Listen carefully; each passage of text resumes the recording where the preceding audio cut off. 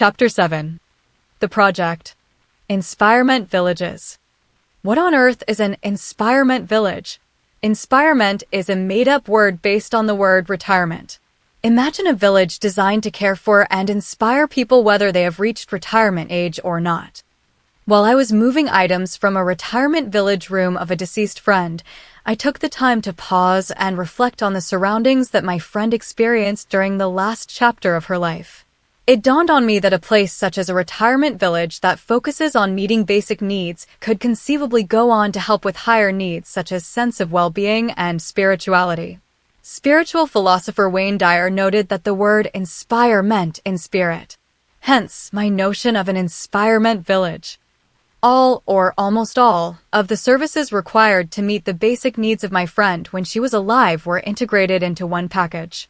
Food, shelter, medical, and personal care services were all paid for with one bill.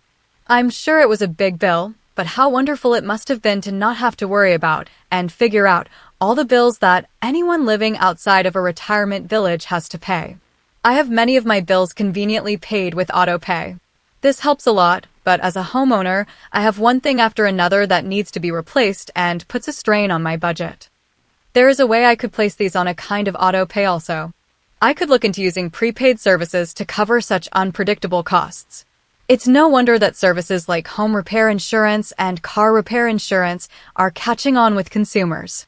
When it comes to meeting transportation needs, more and more people take comfort in merely leasing a car rather than owning it, so that it can be turned in and replaced before it is likely that major expenses occur. It has a similar effect as buying car repair insurance. The same goes for renting as opposed to owning one's place of living. The landlord, if decent, handles the leaky pipes and other issues. Even if the overall cost of such services may be higher than if one were to pay for ownership or repair or replacement costs, at least these services allow you to budget without the curveballs of unexpected breakdowns and the related costs. That is, if the cost for the rent or services themselves don't go up unexpectedly.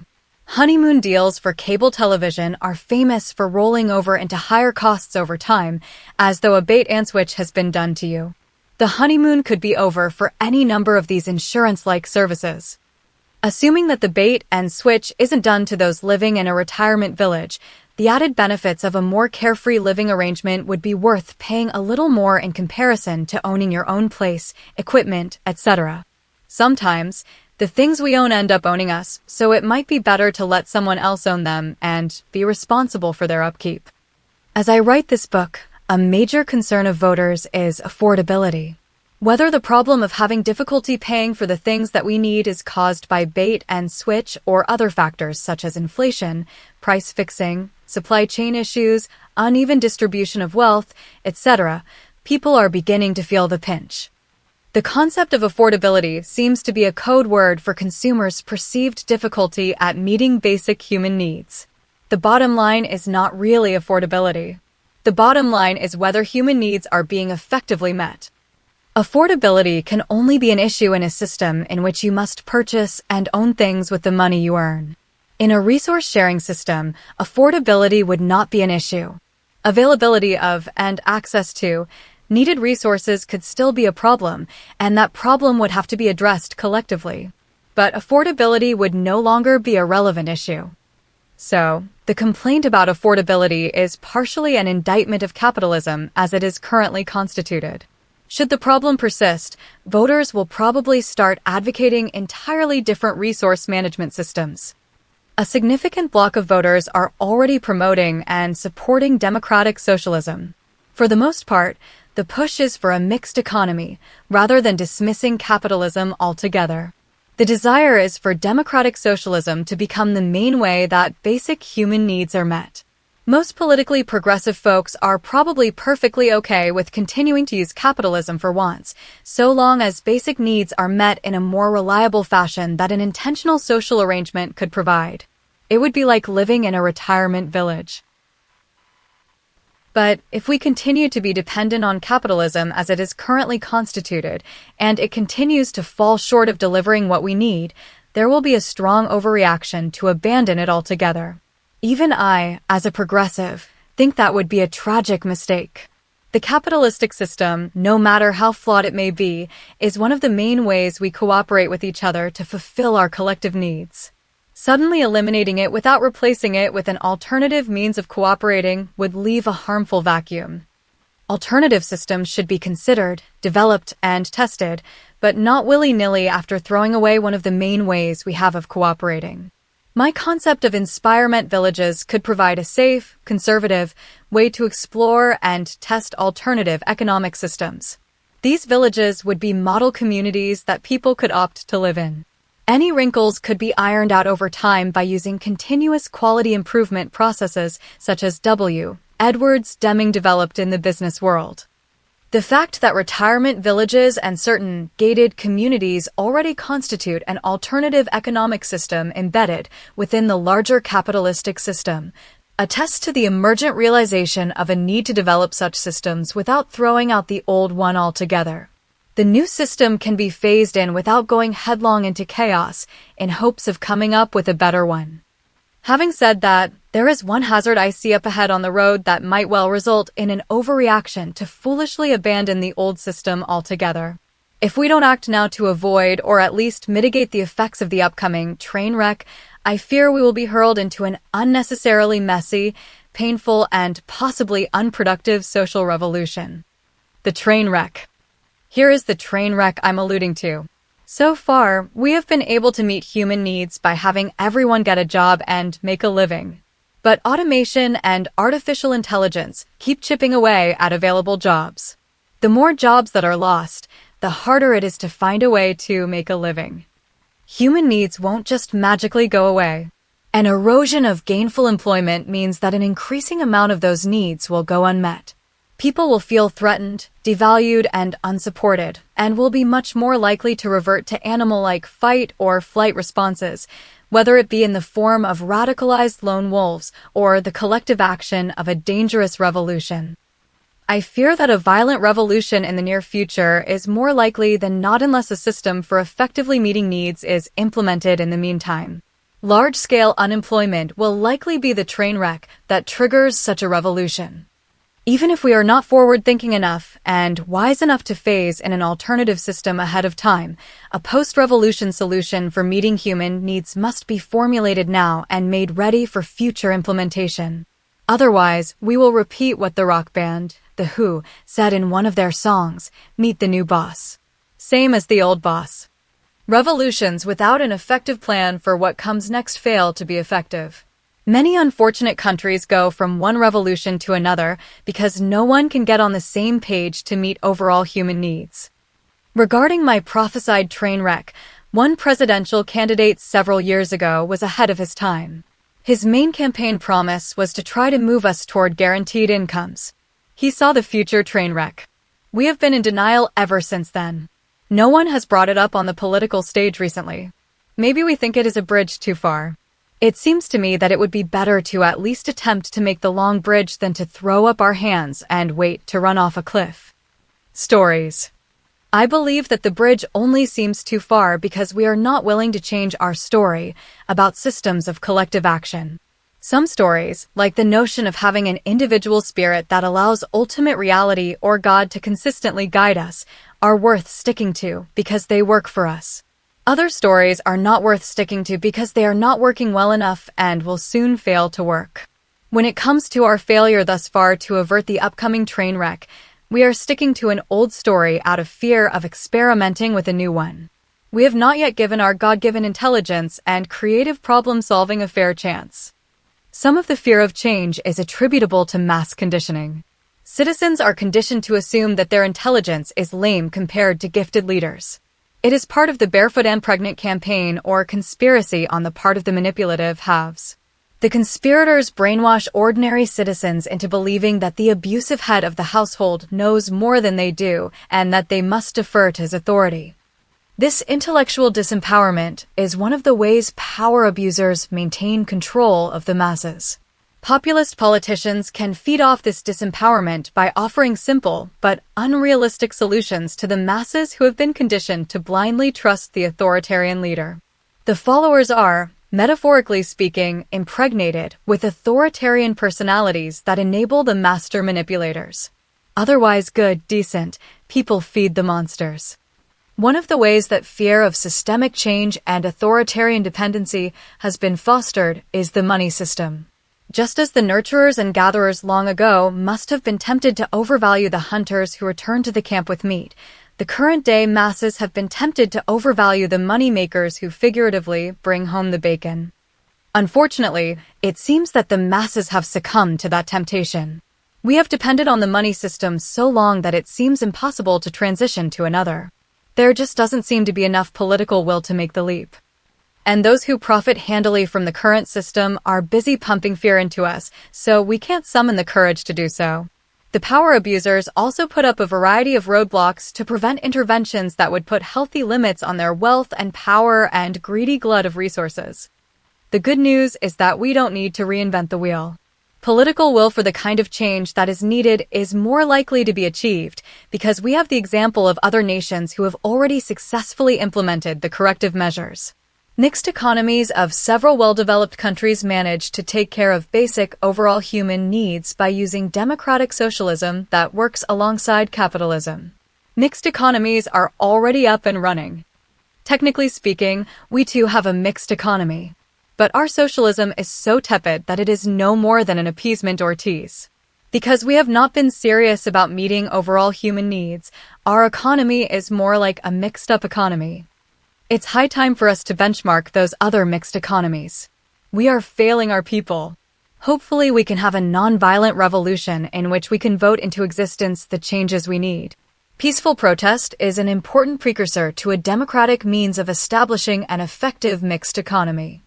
Culture counts. As important as it is to change our economic system, we won't be able to solve our problems with that intervention only. We must also intentionally shape a culture that is big on loving one another, which ultimately means we learn to share the resources. Without sharing and other caring actions, the love we profess to have for one another is only lip service. When it comes to love, we have to practice what we preach. Unfortunately, our current culture that says greed is good and is okay with every man for himself is not even preaching it. Except maybe 1 or 2 hours a week from the pulpit of the places of worship that fewer and fewer people are attending these days. One of the distorted thoughts that our culture poisons our minds with is the notion that people must be motivated by money. We are taught that there's just no other effective way to motivate people. A democratically orchestrated culture must highlight other motives besides making and having money. Over time, these alternative motives will be perceived as even more powerful than the motive of making money. The new culture could successfully condition us to put people over profit. The proposed inspirement villages would be one of the ways to build the new culture. People respond better to small groups. Small groups are more effective at building up the trust that is needed to offset traditional systems of dominance. It is more likely that we can discover, appreciate, and practice new effective motives for human behavior in villages than in nations. Start on a small scale and then scale up. Begin with villages and work our way up to a whole nation and a whole world. It takes a village to build a nation and world. With or without the aid of a scaling up approach, it is necessary to find and utilize new motives. If we fail to find new motives, then guaranteed incomes or other socialistic means of meeting human needs would accidentally result in a crisis of low levels of motivation and low levels of sense self-worth. Our goal of meeting overall human needs necessarily includes motivation and self-esteem. Sitting around with nothing much to do, just because we aren't being paid, does not meet either individual needs or group needs.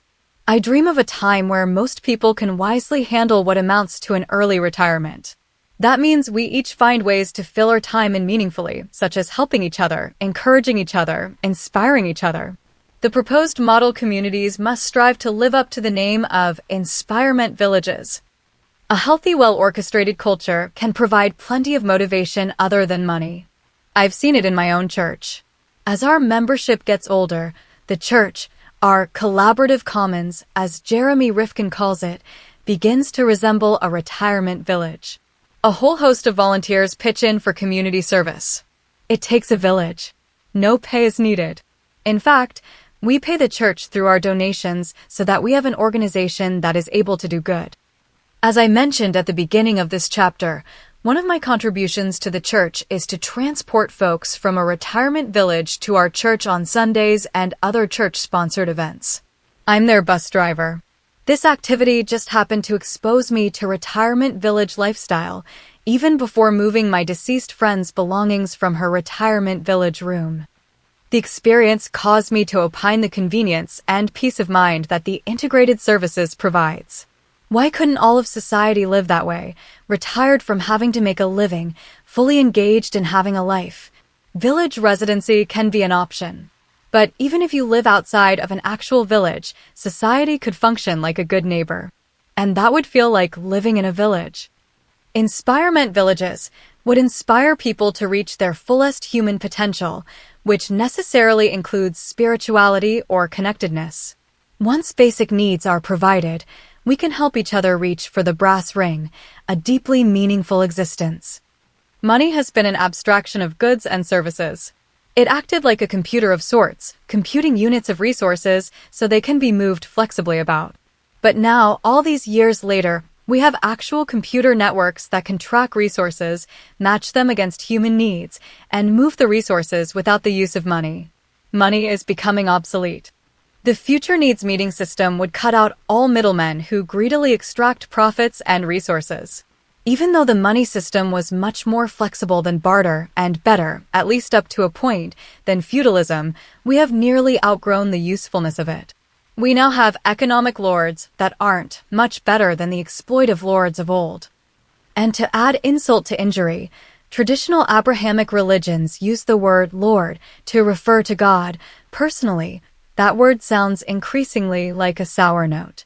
The God of love does so much more than powerfully lord over us. Granted, it's a soft spiritual power that isn't always easy to see and conceptualize, but it can be felt in our hearts and by our connected selves. My increased sensitivity smells something sweet wafting in the air. We are attracted to a new and better way of doing us. Whether you call it the kingdom of God, the presence of God, or simply evolution, the fragrance is comforting and tantalizing. In comparison, my newly sensitive ears hear the sour notes of manipulation and domination, and my keen nose smells authoritarianism a mile away. There is no defensible reason why we should continue to be so dependent on our exploitive economic and social/cultural system. People should not be without reliable healthcare, housing, and other basic needs in a world where some are sailing about in multi-million-dollar yachts. This is no way to run the human race. Am I anti-capitalist? No, as I stated earlier, it's a system that we can continue to use for a degree of cooperation. We can't just toss it out overnight, but we can shift to mixed economies and other new systems to begin the process of transcending it.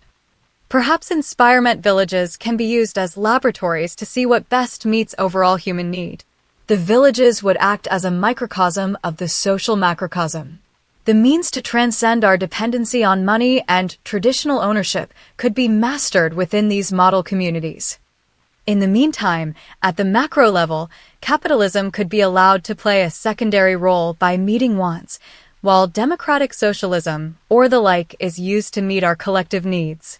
This change would help keep people's wants from interfering with each other's needs. It's a two-tier system that leans toward love and social justice. The wisdom of economic justice. For some time now, we've had our priorities wrong by placing profit over people, all the while pretending that the wealth by the current economic system would trickle down and meet everyone's needs. In the United States, this assumption has stubbornly eclipsed tons of proof otherwise. The assumption has become a delusion. The trickling down is consistently insufficient to meet human needs in general. And yet all too many people persist with the trickle-down ideology instead of changing their minds to meet overall human needs. Is this mere ignorance? Or is it willful ignorance, denial? I suppose that if someone cleverly pulled the wool over your eyes to get you to think that way, it could be considered mere ignorance on your part. You can't expect to know everything. You may be too busy trying to eke out a living, perhaps living paycheck to paycheck. If someone pulls the wool over your eyes, you are just the victim of trickery. But those who are performing the wool-pulling act are willfully creating ignorance. That's abusive. The higher value of caring for each other is eclipsed in large part by the victim's overdependency on money, as well as by the manipulator's all-out addiction to money and power. On the other hand, addictions are famous for distorting people's thinking. Folks learn to rationalize to defend and maintain their addictive behavior. So perhaps at least some degree of ignorance, via denial, can be attributed to the abusers as well as to the abused. Some tricksters end up tricking themselves. Our habit of thinking dichotomously lends itself all too well to the rationalization and denial that maintains our overvaluation of money and our addiction to it. Instead of thinking in terms of ratios, we assume that if some trickling down and some boats rising together occurs, then it is the same as saying a sufficient distribution of wealth and needed resources has taken place. It's like assuming that if you've put gasoline in your car, you can drive from Chicago to Los Angeles, even if you only put 1 gallon in your tank. The distorted thought is that if trickle-down works at all, it works adequately. But if you win a lot and I only win a little, then win-win ends up being a false equivalency that wrongly claims both sides of the transaction are winning. I was able to illustrate this false equivalency with my 4-year-old and 7-year-old grandchildren. Handing out candy, I told Simon and Claire, 1 for Simon, 1 for Claire, 1 for Papa, 1 for Simon, 1 for Claire, 2 for Papa, 1 for Simon, 1 for Claire, 3 for Papa, and so forth and so on. They caught on quickly. It's been a couple of years since we used that joke, but I bet it would still get a laugh. I'll have to pull it on them again soon. One's winning may, in fact, be so meager as to constitute losing. To use the previous fuel-up analogy, you'll be lucky if your 1 gallon of winning gets you to Chicago's suburban town of Aurora. A grossly uneven distribution of wealth and resources is not only unethical, it is quite foolish. Sooner or later the have-nots will catch on to the trick, like my grandkids caught on to mine. Lack of trust and cooperation will inevitably hurt society, Team Human. If left unresolved, outright rebellion, all hell breaking loose will happen. Not only will the team underperform, it will self-destruct. An integrated system of culture and economics is needed to develop the habit and wisdom of sharing. Culture can promote the virtue of sharing. The economic or resource management system creates both the habit of sharing and the rewarding consequences of it. This holds true only if there is reciprocity, no one taking advantage of what others share while themselves failing to share in turn. If some give while others take, the potential benefits of a sharing economy will not be forthcoming. People will not be rewarded for sharing. In time, they will give up on it.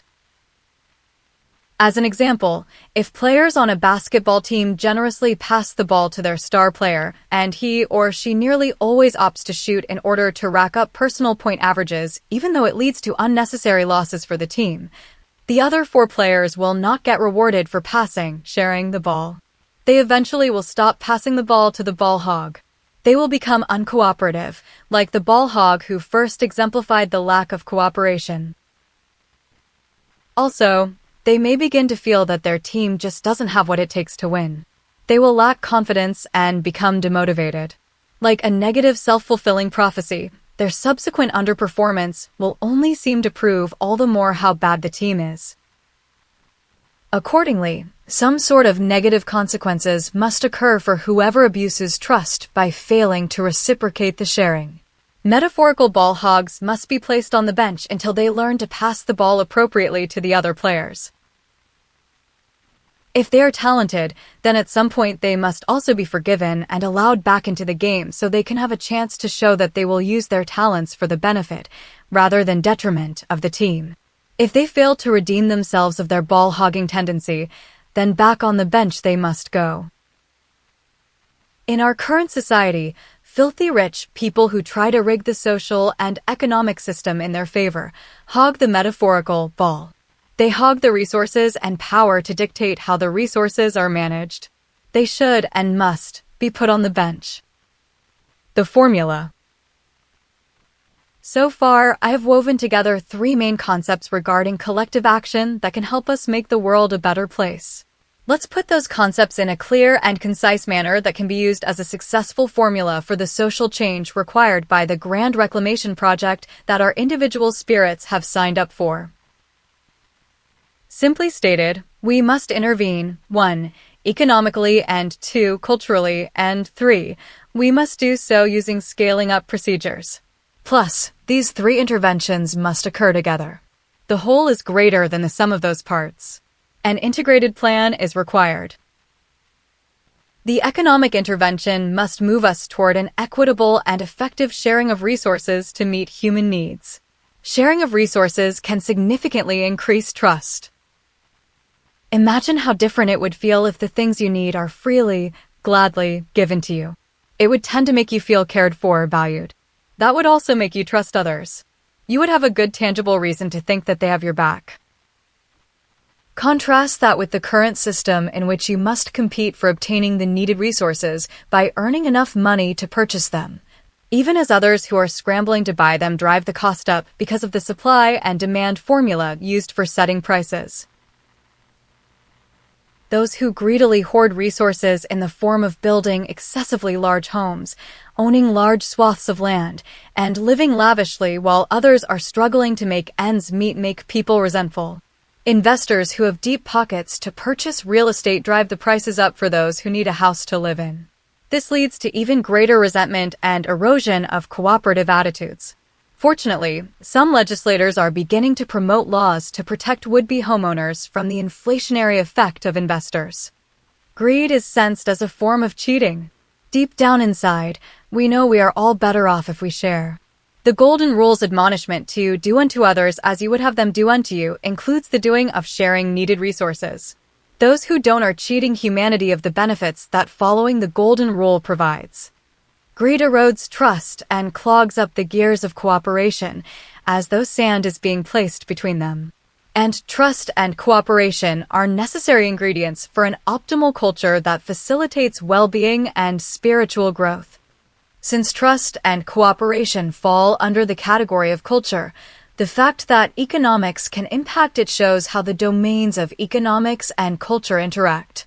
We can't just do cultural interventions to promote a desire to share unless we are practicing what we preach by actually sharing. Now, let's turn our attention from economics to culture. What cultural interventions will be needed to help with the Grand Reclamation Project? I believe that the following 3 things must be facilitated: intelligent intentionality, collaborative cooperation, and conscious vitality. Regarding the first of these cultural interventions, too long have we blindly trusted in God to somehow work things out. Yes, we need to trust in God, but it should be trusting that God can assist us in our contribution toward the Grand Reclamation Project, not simply or merely trusting that God will do the work. We are each called to use our intelligence and creativity to do the work of making the world a better place and making our own lives better, richer, fuller, more meaningful, more worthwhile. Those who simply trust in God are vulnerable to authoritarian manipulation. There are plenty of false prophets out there who are eager to represent God and become leaders. The masses must no longer trust in this overly simplistic manner. It is a naive trust that is easily betrayed. We must empower each other to use our intelligence intentionally. That doesn't mean we learn to go it alone. On the contrary, a person who is genuine about using his or her intelligence is smart enough to be open to getting help from others' intelligence, gifts, and intentional efforts. Which leads us to the concept of collaborative cooperation. Cooperation can be achieved in various ways. Coercion can maintain cooperation, at least up to a point. Economic coercion occurs when folks feel they must cooperate to make a living. That can feel, at times and under certain harsh conditions, like prostitution, extortion, or even slavery. People's fear of retaliation by a tyrant can also result in coercive cooperation. But coercion can lead to low-quality cooperation or even sabotage. The highest form of cooperation is when people see a mutual advantage in it and want to cooperate. In other words, when the motivation is intrinsic rather than extrinsic. Intrinsic motivation to cooperate is when we each cooperate and give with, as JC said, a glad heart. Remember my insight, flesh manipulates. Spirit orchestrates. Cooperation is more effective and sustainable when it is spiritual, when our connection adds that wholeness that is greater than the sum of our individualities. We orchestrate a good life together. Author Rollo may called it integrative power. Collaboration is when we agree to a given course of collective action. We get on the same page. We may not all see totally eye to eye, but the spirit of cooperation inspires us to compromise on occasion so we can implement a certain course of action. We all agree to give it a good try, even if it might be imperfect. The experiment called democracy is one such course of action that we have, at least thus far, agreed to cooperate with. We commit to work on democracy's imperfections as they arise, to orchestrate new and improved forms of it. Democracy seems to be one evolutionary step toward the Grand Reclamation Project. To the extent that we can make it work, democracy empowers us to use our God-given intelligence and goodness to make our collective lives better. The holy humanism I advocated in Chapter 5 is good friends with democracy. Unlike coercive cooperation, collaborative cooperation utilizes the intelligent intention of the group. But intentionality gets a bit fuzzy and directionless if our motivation wanes. Our intelligence also diminishes when we lack motivation. There is a good bit of truth in the saying, where there's a will, there's a way. The same goes for necessity is the mother of invention. When we are motivated to reach a worthwhile goal, our minds appear to find the intelligence required to achieve it. That is one reason why the concept of mission economy, put forth by Mariana Mazzucato in her book by that title, is one of the economic innovations we should be seriously looking into. Mission economies have the potential to increase our collaborative cooperation. Meaningful group goals facilitate both cooperation and intelligence. We are motivated to dig deeper into our individual and collective potential to reach meaningful goals that offer mutual benefit. And success generally increases our motivation to help each other. That is, if we don't become complacent and sit on a lead. Perhaps that's what happened to our democracy. Only time will tell if we wake up and get motivated enough to save it. The third factor that a well-developed culture must facilitate is motivational in nature. I call it conscious vitality. We sense an inner vitality that we can use to help each other reach the meaningful mutual goals. Without it, we will lose steam. It's more than mere confidence. It's more like faith than confidence. The concept of hope is often thrown in there too. But as I said elsewhere in this book, hope without faith is an unstable compound that can blow up in your face. To me, one of the best ways, perhaps the only reliable way, that we can maintain conscious vitality is to become friendly with our own connected self, our spirit. Since our spirit is seamlessly connected with ultimate reality, that means that we are also trusting in God to assist us with our earthly mission. Some people manage to maintain confidence based on unconscious, rather than conscious, vitality. Those folks have a strong, often overblown, sense of personal power but mistakenly attribute it to surface aspects of personhood, such as their own ego or personality traits. They're unaware of the deeper interconnected zones of being from which true vitality originates. Humanity is plagued by egomaniacs who crave personal power without being conscious of their deeper interconnectedness or spirituality. This unconsciousness leads to a love of power instead of the power of love. Vitality comes from the abundance of deep interconnection. One spirit knows how to orchestrate and facilitate effective cooperation because it was part of the universal symphony from the get-go. Whatever first name you give your connected self, I suggest that its middle name be Harmony. I'll leave the last name up to you also. Personally, I'm okay with God. For society and the world to thrive, it must have the sense of interconnectedness that not only increases our capacity for care and compassion because we sense each other in each other, but also because it gives us the abundance of deep, interconnected reality. Society and the world must become what traditionally has been called spiritual. And by spiritual, I certainly don't mean exclusive adherence to any given religion, or even to religion itself. That's the reason I offer the synonym of connectiveness and advocate getting to know one's connected self. The spiritual enlightenment of the world is a huge part of the Grand Reclamation Project.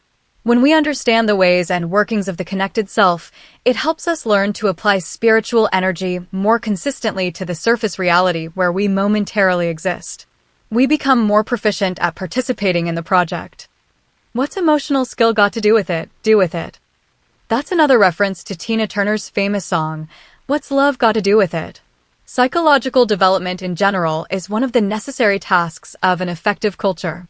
That's what emotional skills have to do with it.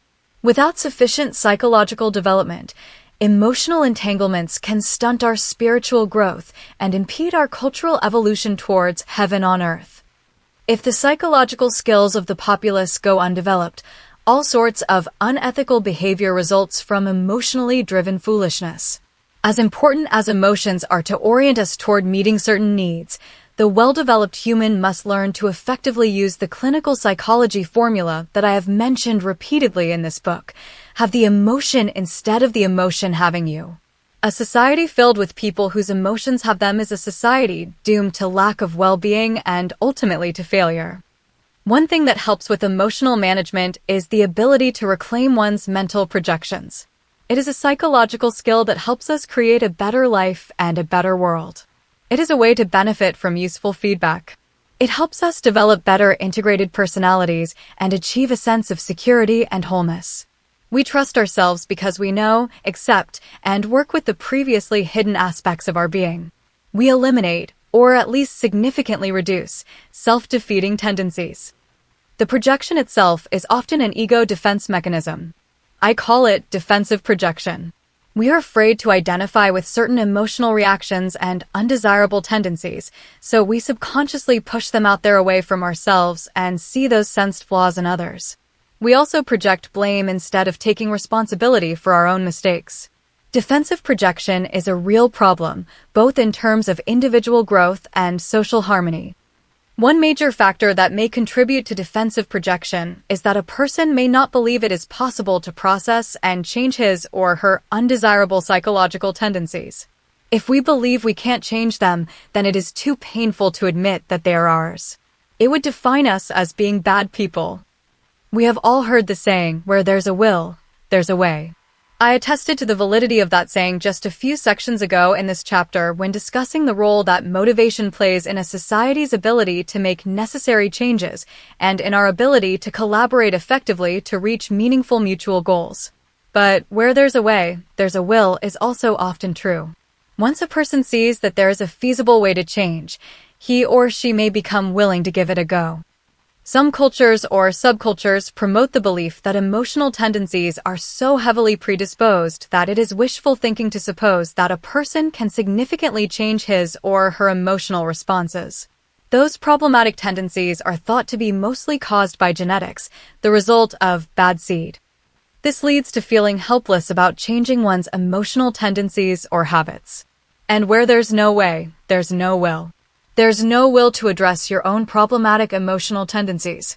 If we believe that emotional reactions and tendencies are simply fixed traits that are inevitable expressions of who we are, then it's no wonder that we would find a way to avoid claiming the ones that are considered undesirable. We disown the ugly parts. Another major contributor to defensive projection is lack of psychological awareness in general. If the culture overemphasizes the need for everyone to pitch in to assure group survival, then there is little time to acknowledge emotions and other seemingly irrelevant subjective experiences. Tina Turner's famous song, What's Love Got to Do with It, could just as easily be What's Feelings Got to Do with It?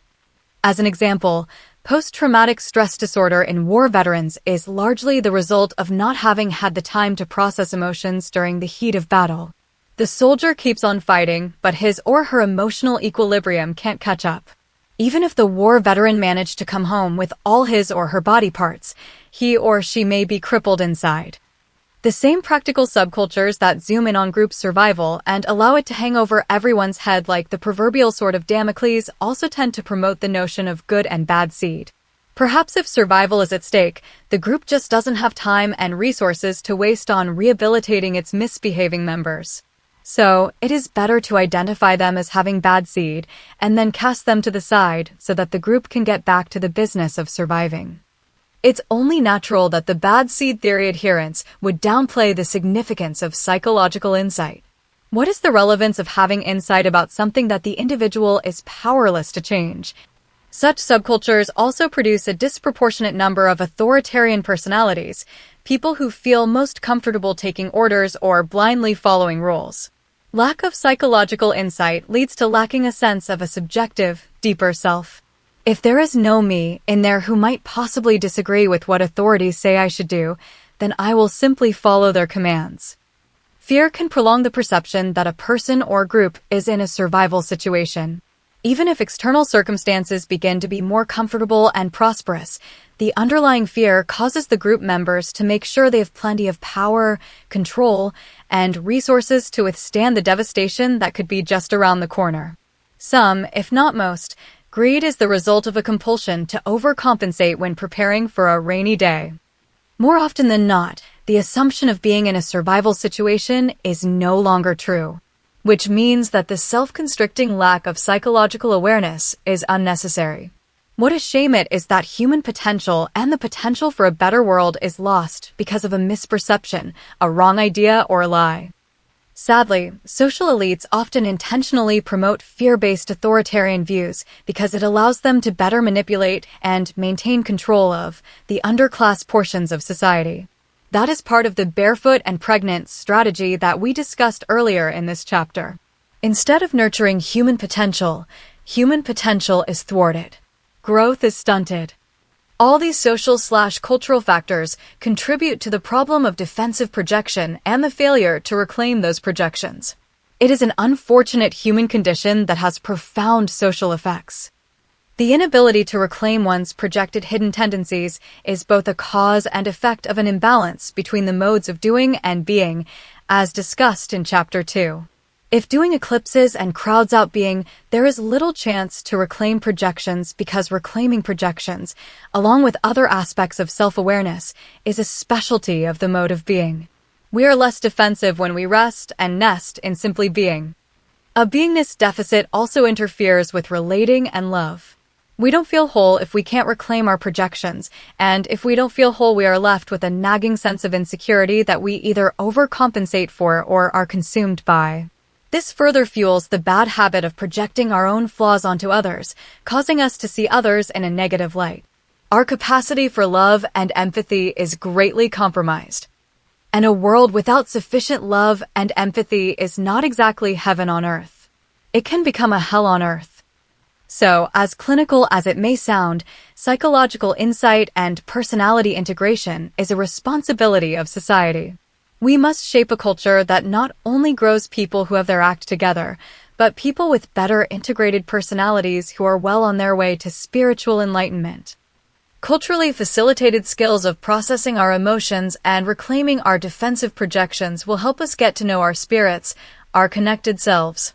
Imagine a world where we are guided by our higher angels. In the long run, that's what it will take to achieve success with the Grand Reclamation Project. In turn, getting to know one's connected self can help us reclaim our projections and give us a sense of security. Our individual spirits can guide us and give us strength. As a result, we become better workers in the Grand Reclamation Project. We develop a strong sense of purpose. We sense that we can make the world a better place. Easier said than done. During a recent sermon that covered some of the history and meaningful symbolism of the Jewish celebration of Passover, my mind went straight to the poor slaughtered lamb whose blood was smeared on each family's door. It was immediately obvious to me that the lamb was a mental projection of the victimization each Jew surely and understandably felt. The lamb represented each persecuted Jew. The blood, it seemed to me, symbolized each person's spirit which could effectively communicate with God. Keeping in mind my premise that spirit orchestrates while flesh merely manipulates, the Passover salvation was the result of the greater power of orchestration as compared to the Pharaoh's mere manipulation. Unfortunately, it is an orchestration and salvation that takes time and could not save each and every firstborn from being murdered. From a spiritual perspective, the odd rituals make perfect sense, except for one thing. Why didn't the victims reclaim their projections and realize that the poor lamb no longer needed to be sacrificed in order to get a sense of emotional closure? Why not simply reclaim the projection rather than kill the poor creature? I made it seem so simple. But after a few days of carrying around the thought and associated feelings, I realized how reclaiming projection is one of the items that belong on a long list of things easier said than done. I realized that I had been quite arrogant and judgmental when I thought a whole suffering segment of humanity could simply bypass the symbolic rituals and instantly reclaim their mental projections instead. I reflected on my own dream life and how resistant my mind is to being lucid within the dream. Why don't I simply reclaim my own mental projections that take the form of characters and events in my dreams? No matter how bizarre my dream content is, I accept it as being real. I don't reclaim the projections and realize that they are from my own mind. Why is my mind so gullible? The flesh of a dream is the projections that we insist are real as we experience the dream. Why am I so flesh-bound within my dreams? Why can't I be more spiritual and enlightened as I dream? I'm developing a theory about that. It involves the formula that Apostle Paul, if I'm correct, gave, and that seems to fit well with Christ's belief even though he didn't actually say it. Be in the world, but not of it. Sounds easy enough, but easier said than done. My dream world illustrates the difficulty in mastering the formula. In order to maintain the dream images and be in the world of my dreams, I must accept the dream images and events as being more or less real. Without this acceptance, I could not begin to entertain their significance. The illusion of realness is part of a process of sooner or later realizing, making real, the true significance, the underlying meaning of the images and events. Without a sufficient degree of illusion, I could not be in my dream world. Lucid dream practitioners call the failure to stay in the dream world destabilization. The tendency is to abandon the dream once we realize that it is just a dream. The dream becomes destabilized and at risk of breaking up altogether. When that happens, we leave the dream by waking up. We are no longer in it. That would be a shame since my subconscious mind offers me new insights that my conscious mind would likely not produce. By waking up, I miss out on some of what my subconscious mind might have revealed to me. There seems to be an affinity between my spirit and my subconscious mind. Perhaps the subconscious mind is the medium that my connected self utilizes to communicate with me. It's as though the connected self is saying, "Here I am, here in your subconscious mind." The problem is that as long as I don't learn to familiarize myself with my subconscious mind and its ways, I can't hear my spirit calling. It's like the proverbial tree that makes no sound because no one was there to hear it. Unfortunately, in this modern culture, a lot of trees fall in our heads without making a sound because we dismiss subconscious mental activity as being frivolous, not worth paying attention to. But the dream world is there for a reason. Part of the reason is to lead to the defragmentation that we discussed in earlier chapters. Waking state consciousness separates objects. As it literally looks at individual objects called trees, it also looks at the trees in the metaphorical sense in that it fails to sufficiently see the unity, the oneness, the forest. This interferes with a sense of wholeness or connectiveness. The forest begins to look like a chaotic mess. A kind of disorder resulting from excessive order, a bad habit of seeing too many individual trees, can occur. The subconscious mind sees interactive patterns. It sees, or at least senses, the forest. Many of the patterns it senses are emotions that slip and slide across discrete categories of reality. A mean person over here seems like a mean person over there, even though the conscious mind gives a different identity to the two people. The subconscious mind is more concerned with how to dance well with, around, or through meanness than it is with identifying separate people. And many of these emotions are inconvenient truths that the conscious mind simply can't handle while manipulating objects in a practical fashion. Brain imaging shows that the whole brain, or at least large swaths of it, gets energetic while processing emotions. This can easily result in overload while processing things in a more linear fashion. Also, some brain hemisphere studies, or theories derived therefrom, indicate that the dominant, usually left, half of the brain that is typically associated with conscious thought operates under a narrower band of cortical stimulation than the non-dominant, usually right, brain half. Under high stimulation or low stimulation, the left brain mentality tends to cut out. Meditative koans like that the sound of one hand clapping tend to overload the left brain, conscious, mode of thought and leave right-brainish insights that are more connective. Emotional states can also overload the logic of the conscious mind. Emotions are more like melodies that orchestrate our actions into a kind of dance. Dances have a spiritual, connective function that are not practical, but help make life worth living and also sometimes reveal new ways of looking at life.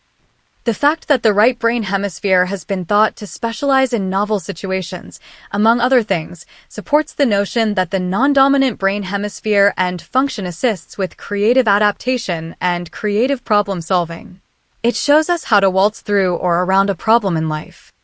The conscious mind tends to think more like a walk from point A to point B. It just shows us how to get a certain thing done, as opposed to orchestrating or dancing. It is more focalized.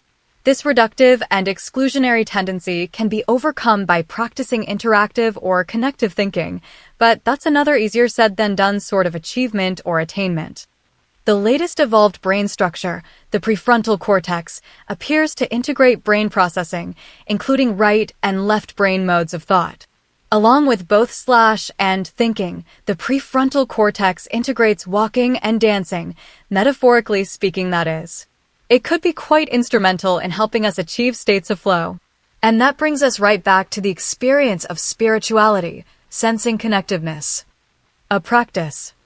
If spirit means breath, then perhaps if I want to increase my understanding about my spirit or spiritual aspect, I should think of the phenomenology of being breathing instead of being a being who breathes.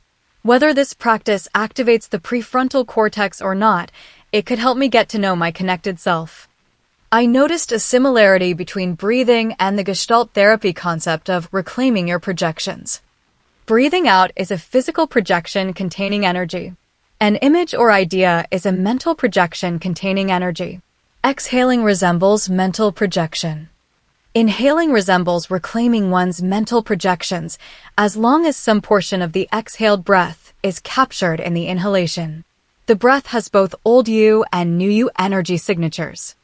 Similarly, when we reclaim our mental projections, we often receive the benefit of having a fresh new breath that helps correct the old problem.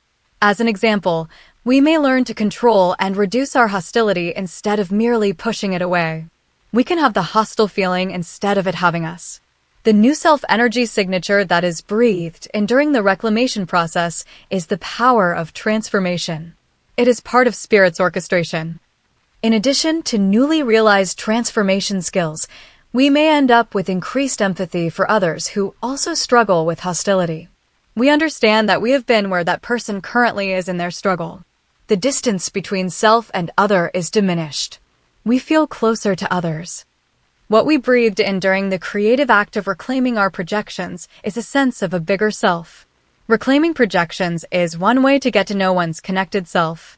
Perhaps this is because the act of reclaiming projections is, in and of itself, an act of orchestration instead of the manipulation previously involved in pushing unwanted emotions away from oneself. The realization behind the resurrection.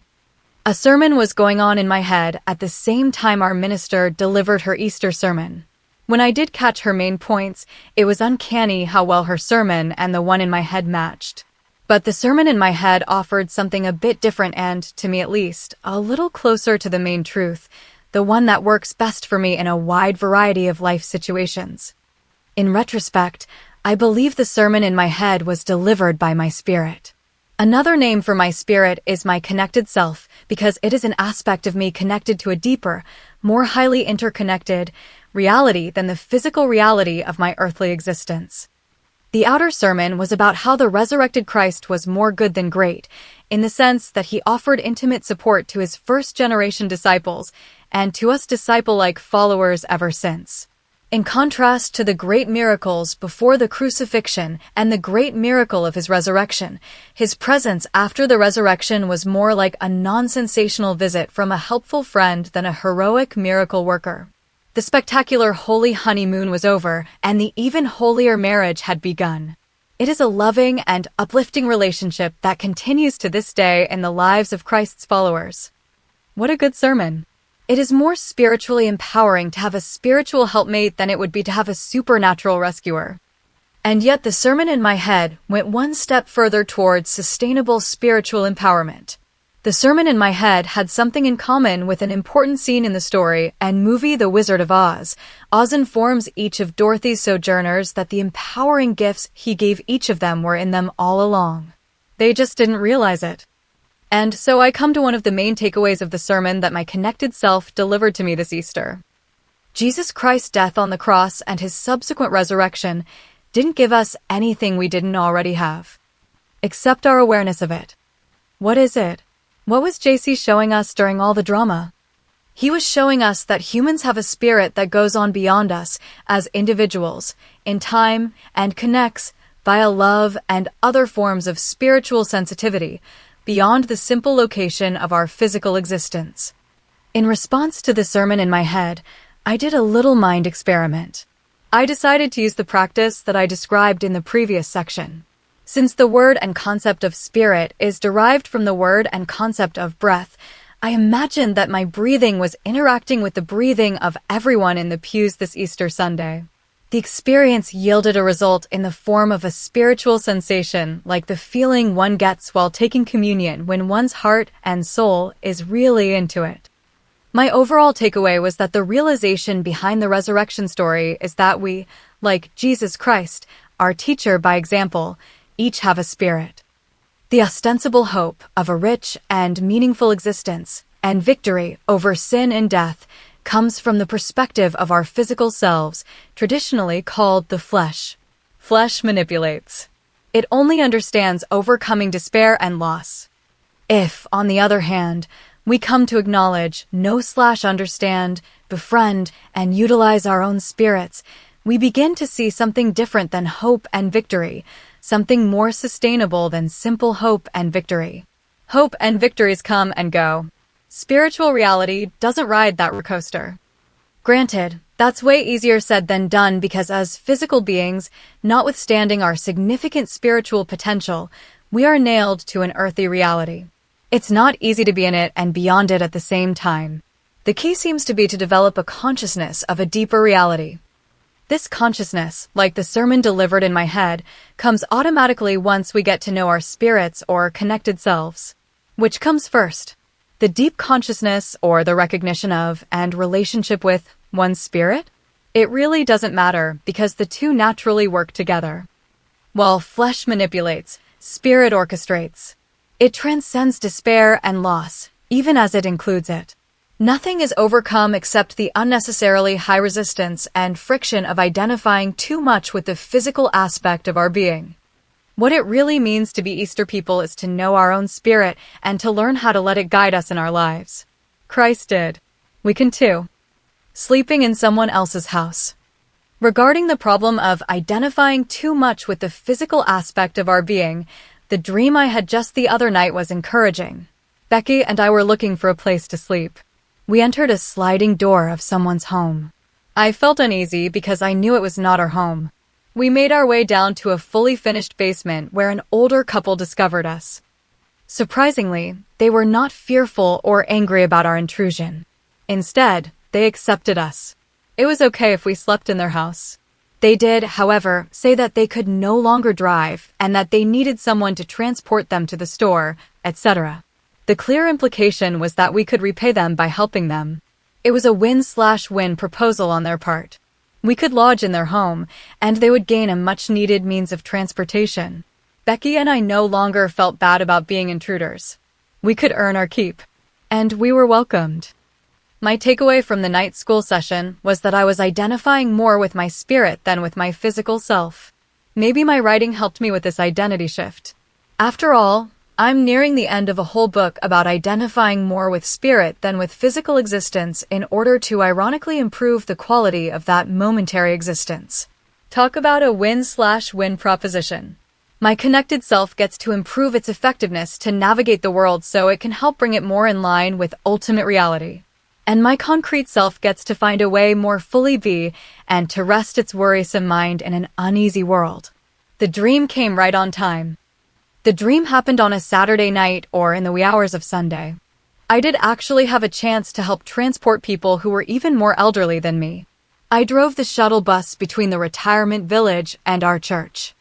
The dream had probably been shaped by my awareness that I would be blessed to do something spiritual in the form of helping others in the morning. And I apparently felt more at home as a helpful spirit than as needy human. A payoff for this spiritual identification was that I felt unusually comfortable in my own skin during the many social interactions at church. As a friendly introvert, this is not always the case. Social interaction is not always comfortable for me. And yet this Sunday, I was truly at ease.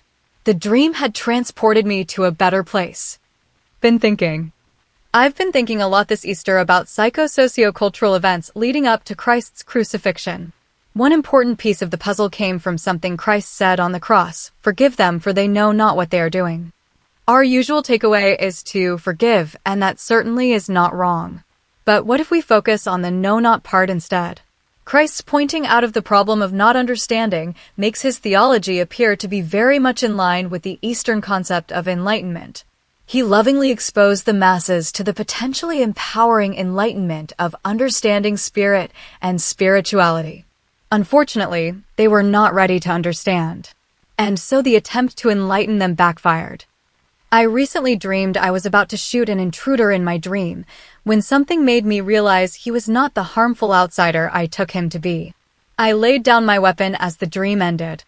The intruder was my own spirit. My normal concrete self fears and guards against the unknown spiritual realities, deeper zones of overall reality. But I had just enough lucidity to face and not merely defensively react against my connected self.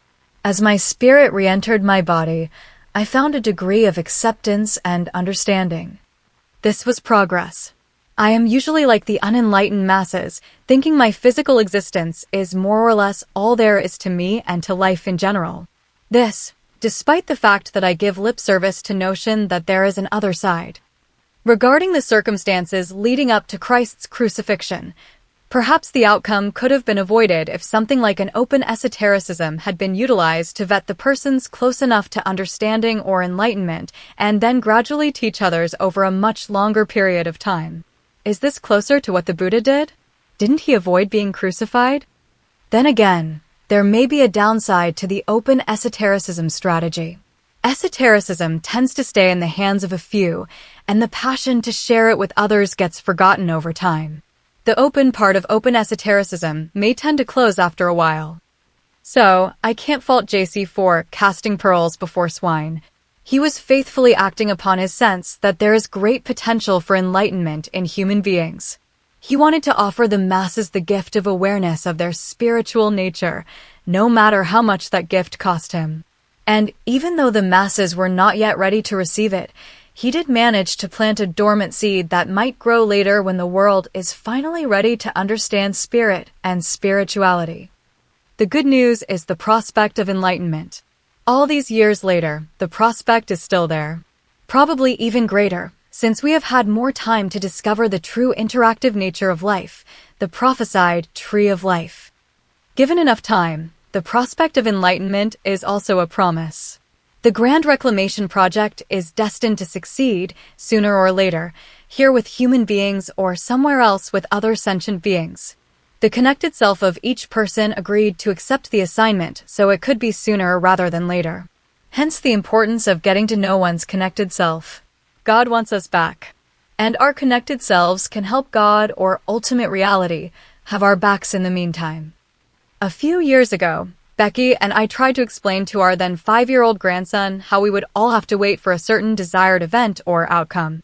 We said that a certain other, less desirable, situation would need to be accepted in the meantime. Thinking that we had done a great job at helping him understand the need to be patient and delay gratification, we were somewhat shocked and tickled by his response. Simon asked, "Is this the meantime?" Well, I guess one's particular physical existence during his or her time on Earth is the meantime.